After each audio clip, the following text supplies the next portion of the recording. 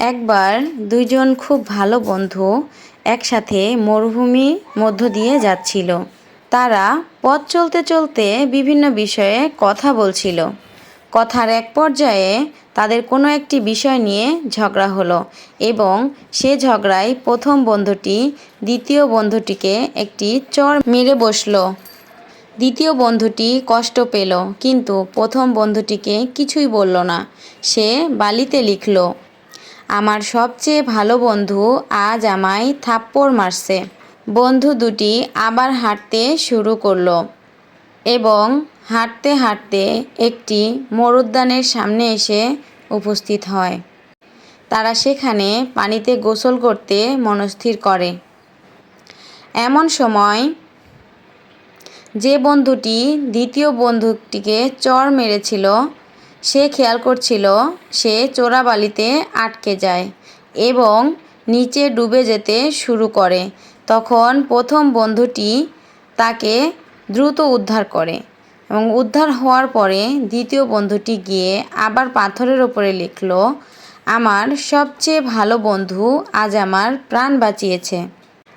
এটি দেখে প্রথম বন্ধুটি জিজ্ঞেস করল, কী রে, যখন মারলাম তখন লিখলি বালিতে, আর বাঁচানোর পর লিখলি পাথরে, এর কারণ কি?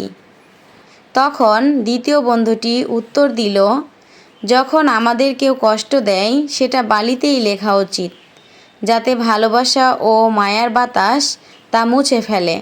কিন্তু যখন কেউ আমাদের উপকার করে সেটা পাথরে খোদাই করে রাখতে হয়, যাতে কোনো কিছুই সেটা মুছতে না পারে।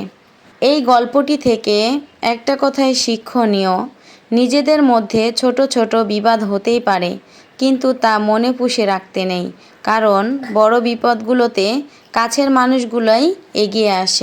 তবে যাই হোক, গল্পটি থেকে অনেক কিছুই শেখার আছে এবং আমি আপনাদের আজকে একটা নতুন রেসিপি রান্না দেখাবো।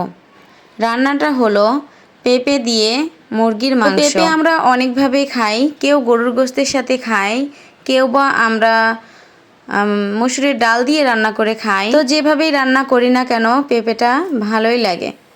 তো আজকে আমি পেঁপে দিয়ে দেশি মুরগি দিয়ে রান্না করব। এবং প্রথম থেকেই যারা ভিডিওটা দেখছেন তারা অবশ্যই দেখেছেন পেঁপে কাটা থেকে মশলা কষানো পর্যন্ত সব কিছুই আমি আপনাদের দেখিয়েছি। এবার মাংসটা আমি ভালো করে কষায় নিচ্ছি। তবে প্রথম থেকে যে গল্পটা আপনাদের শুনিয়েছি অবশ্যই আমাদের সেই গল্প মোতাবেক জীবনটা উপভোগ করতে হবে। গোস্তটা কষানোর পরে আমি পেঁপেগুলা দিয়ে দিতেছি এবং পেঁপেটা দিয়ে ভালোভাবে কষিয়ে নিব। আর কষানোটা যতটাই সুন্দর হবে তরকারি রান্নাটাও ততটাই সুন্দর লাগবে খেতে। তো আমার ভিডিওতে যদি কোনো ভুল ত্রুটি থেকে থাকে অবশ্যই সবাই ক্ষমার দৃষ্টিতে দেখবেন। আর যদি ভিডিওটি ভালো লাগে অবশ্যই লাইক, কমেন্ট এবং পেজটা ফলো করে দিয়ে পাশে থাকবেন।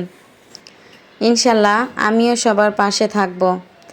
এবং এই যে আপনাদের সাথে কথা বলতে বলতে আমার রান্নাটা প্রায় হয়ে যাচ্ছে।